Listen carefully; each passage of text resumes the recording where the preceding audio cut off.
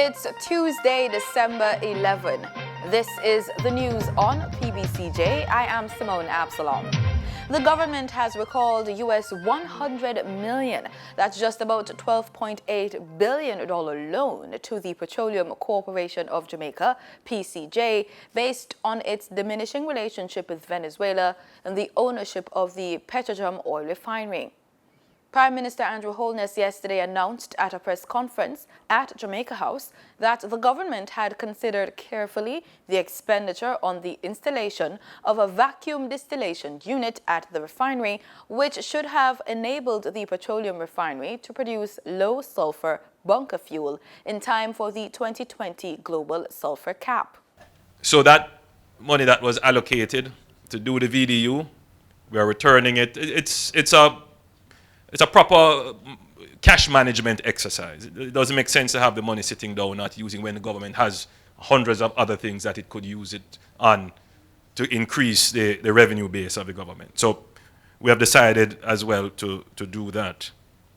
The US $100 million would have been Jamaica's contribution to the project. Minister of Finance and Public Service, Dr. Nigel Clark, told the press conference that while Petrojam had made the decision to invest the money into the project, it did not have the funds. According to principles of the international best practices, public financial management, the Ministry of Finance will recall the loan from PCJ, and if in the future the VDU is a project that PCJ and Petrojam want to pursue, and at that time that they want to pursue it, PCJ, Petrojam cannot borrow in the private market. The government can look to lend again at that time.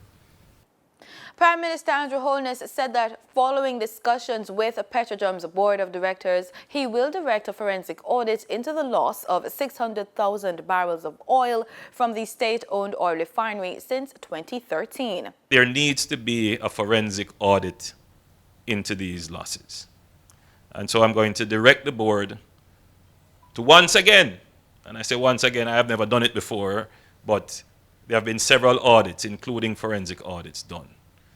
But I'm going to once again, this time for the last time,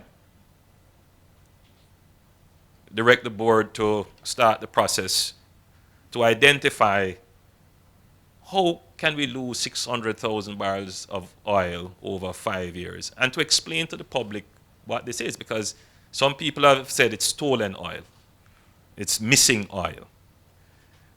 And as I dig deeper, there could be the possibility of pilferage, and indeed, we have heard anecdotal cases of pilferage of finished products. But it could be wastage. It could be technical losses. We need to know exactly what are the proportions, what causes it. Holness also announced new measures to make the traditional petrol pricing mechanism at the refinery more transparent. The Prime Minister addressed a press conference at Jamaica House yesterday.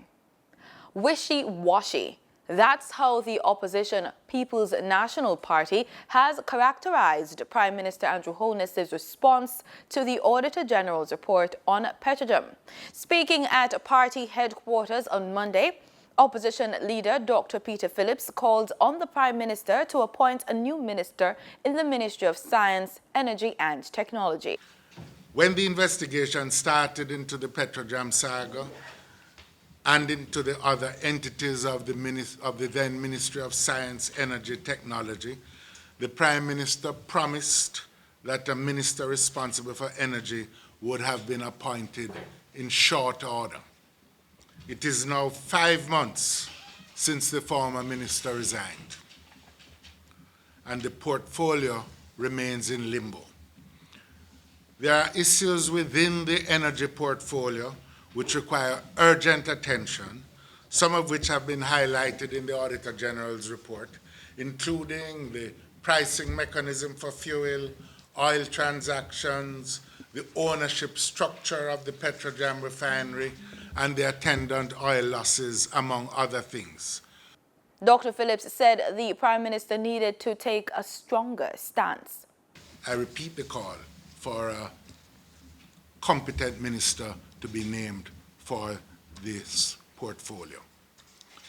Secondly, I want to repeat the call made earlier by the party for a forensic audit of the Petrojam operations to be undertaken by independent professionals without further delay.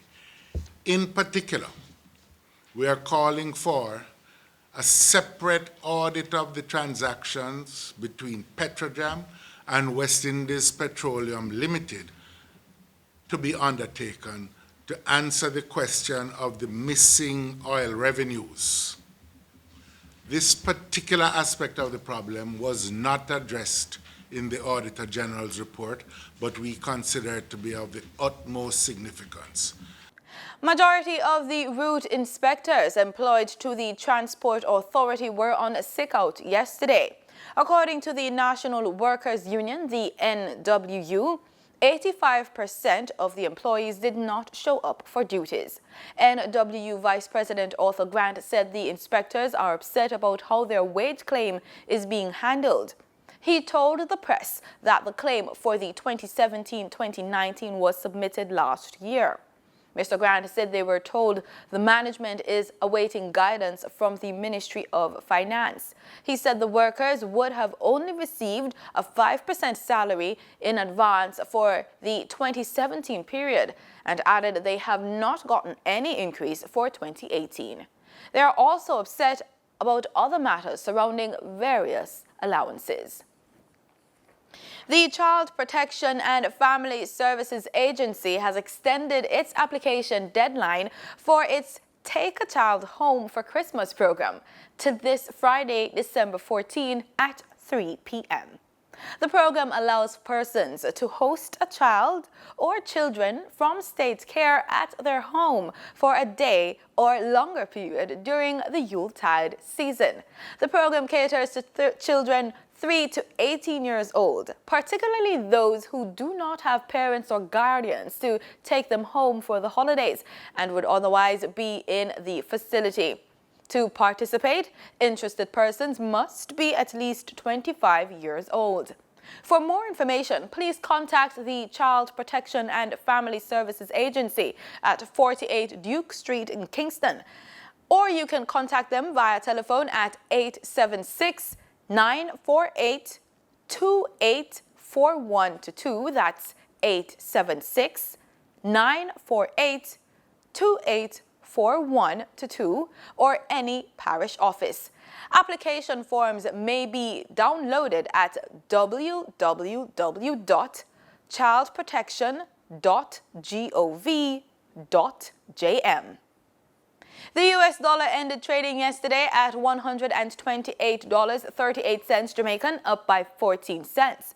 The Bank of Jamaica's daily foreign exchange trading summary said that the Canadian dollar ended trading at Jamaican $95.22, down from Jamaican $98.11, while the British pound sterling ended trading at $161.41, down from $162.94.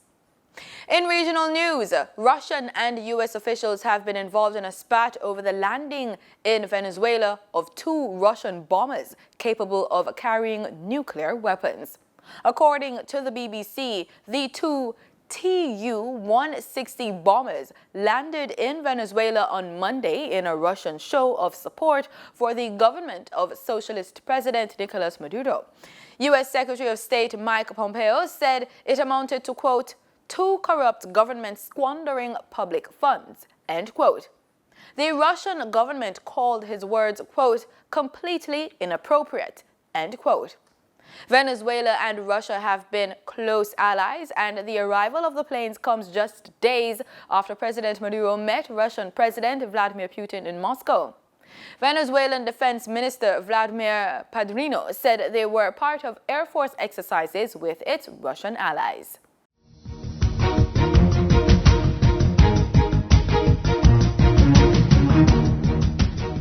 The Minister of Culture, Gender, Entertainment and Sports, Olivia Grange, has announced the schedule of activities to honor the Reggae Girls' historic qualification to the FIFA Women's World Cup Finals. The activities will begin on Saturday, December 15, with a motorcade through the corporate area and into St. Catherine.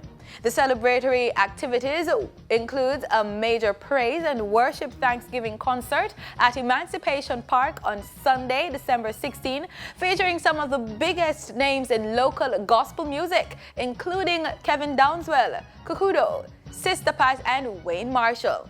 The Reggae Girls will also be feted at a special reception hosted by Prime Minister Andrew Holness. We want to make sure they go to France ready to take it to them. Reggae girls, you are lead every step by step. You're done with the match when... And that's the news. Thanks so much for making it PBCJ. Remember, we are the People's Station.